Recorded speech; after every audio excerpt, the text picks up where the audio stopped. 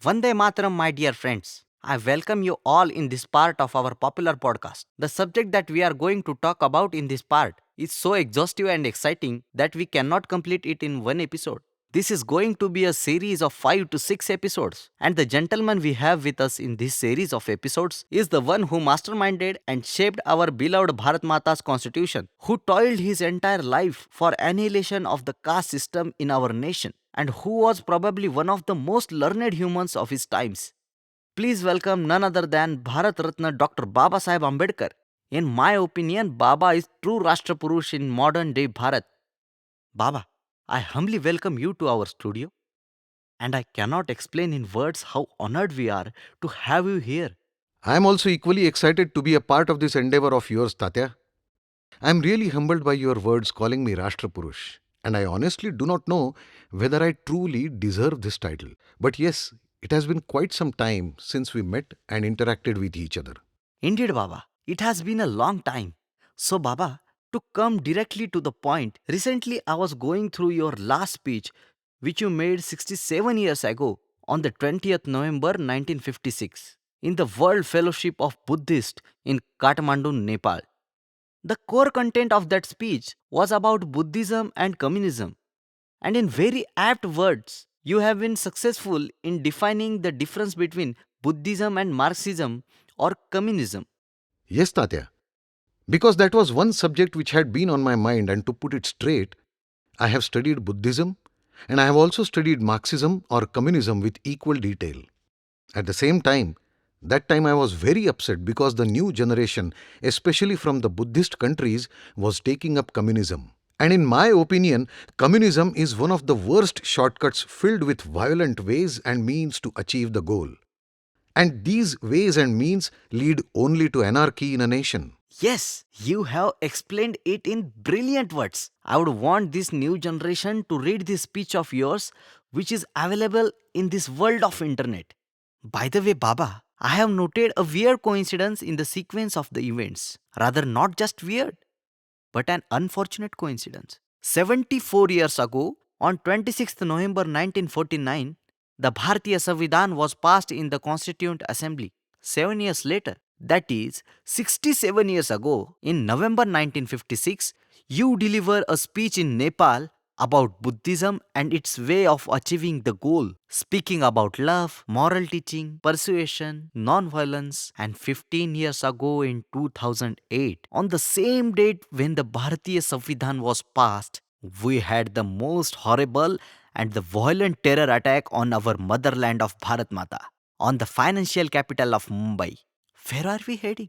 If I keep my anguish aside for a moment, I am seriously upset the way the things are moving down there on the earth, in our own motherland, Bharat. Hmm, true.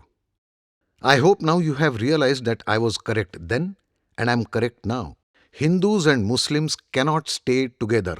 Rather, Muslims cannot be at peace with any other land or any other community whose belief doesn't rest with Allah. Look at the latest problem in this Gaza Strip. Now, looking at the whole scenario, I don't have a reason to disagree with you, Tatya. The irony is, I had said that if we do not allow Pakistan to be formed, we will face this problem. But even after getting their rightful piece of land of their own, they still are not ready to adopt peace as the way of life. Exactly. Baba, here I would like to admit now, may it be in heaven that I was wrong in pushing for Akhanda Bharat. If it still were Akhanda Bharat that I had always wanted, the scenario would have been much more horrifying. Looking at the global scenario, I am convinced that it would have been my biggest mistake. Now, if we look at the global scenario, Before going to global scenario, I think we should first focus on the problems at hand, Bharat. But to take the discussion ahead, we need to have a reference point. thoughts on Pakistan, I think that book can probably be the best reference point for such a discussion. If I have the writer of the book sitting in front of me right here and now, Yes, then I'm sure our discussion will be even more fruitful and meaningful. But Tatya, let me clarify one thing in advance here.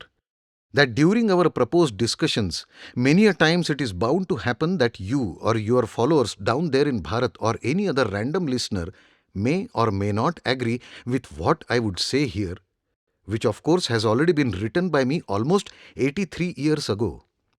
I hope that should not be a problem for you. Absolutely not, Baba.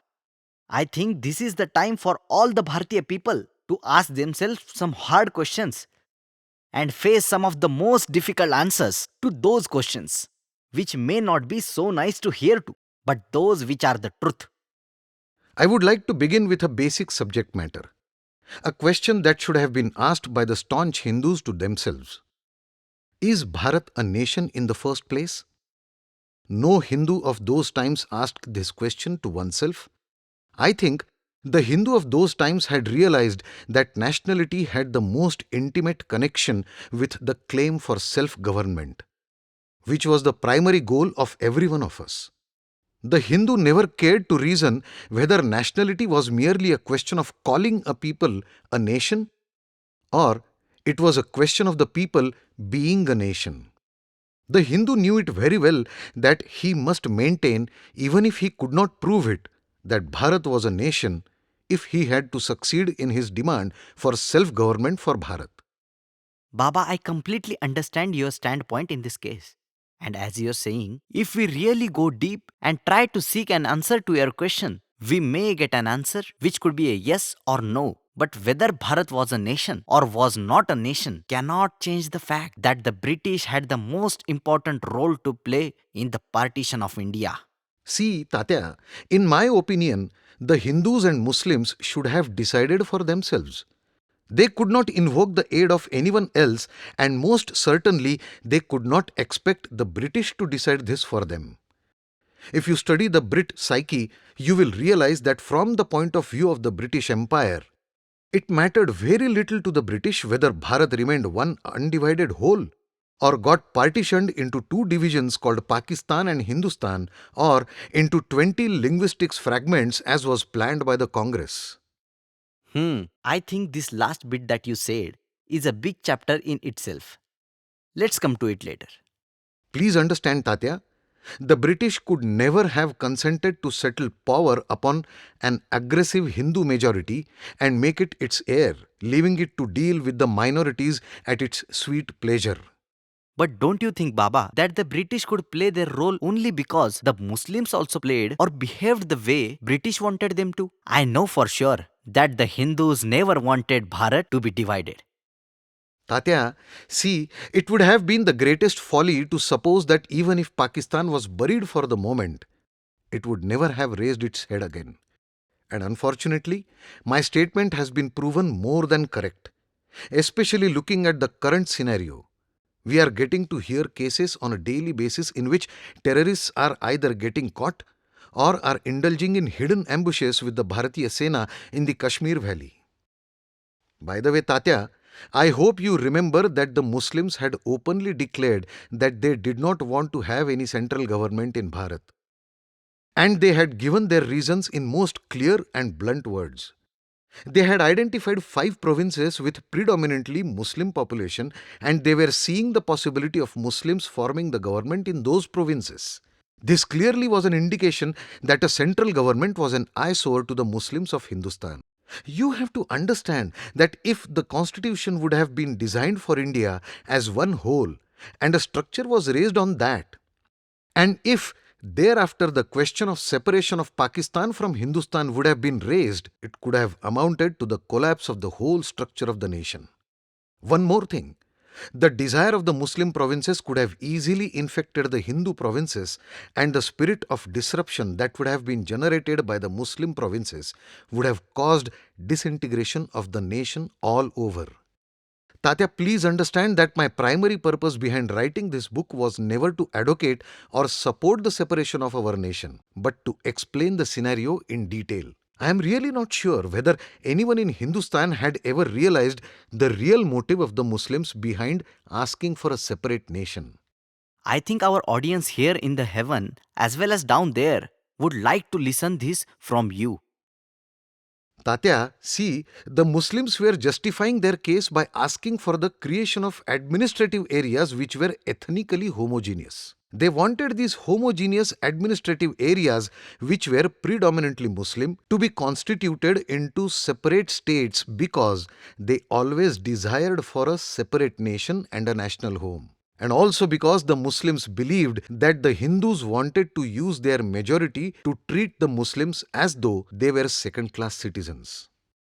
The All India Muslim League had clearly stated that the scheme of federation in the Government of India Act 1935 was altogether unacceptable to the Hindustani Muslims. And this was passed as a resolution during the Lahore session of the Muslim League on 26th March 1940.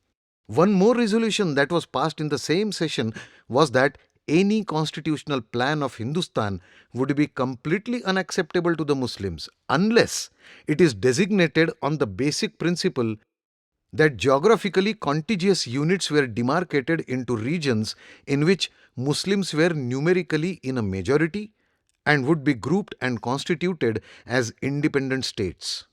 The regions Muslim League had identified were Punjab, northwest frontier, Baluchistan and Sindh in the northwest and Bengal in the east. The entire resolution passed in this session had been in discussion since December 1930, mind you. So now you can realize how deep-rooted this aspect was in the minds of the Hindustani Muslims. An attempt was made privately to obtain the consent of the British government for the resolutions, but they declined to consider it because the British realized that this was a revival of the old Muslim empire. Had the British not acquired Baluchistan, and if Lord Curzon had not thought of carving out the northwest frontier out of Punjab, we would have witnessed the creation of Pakistan as an administrative unit long ago.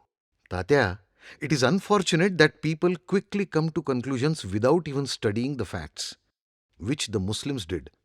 How can they forget that Bharat is a land which the Hindus and Muslims have been occupying for centuries?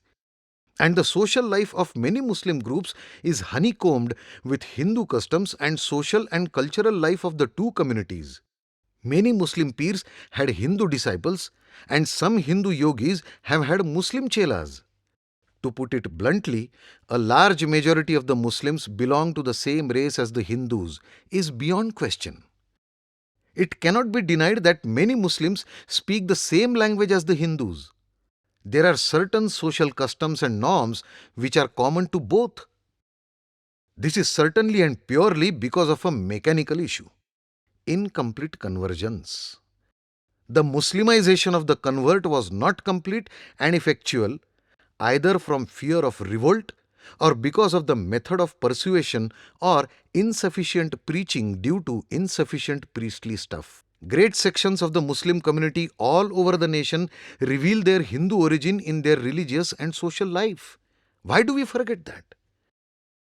It was wonderfully pointed out by Bhai Paramanand that in the history, the Hindus revere the memory of the great Prithviraj, Rana Pratap, Chhatrapati Shivaji Maharaj, all of whom fought for the honor and freedom of the motherland Bharat, Hindustan. Whereas the Muslims look upon the invaders of Hindustan like Muhammad bin Qasim and rulers like Aurangzeb as their national heroes. The things that divide the Hindus and Muslims have been far more vital than the things that could unite them.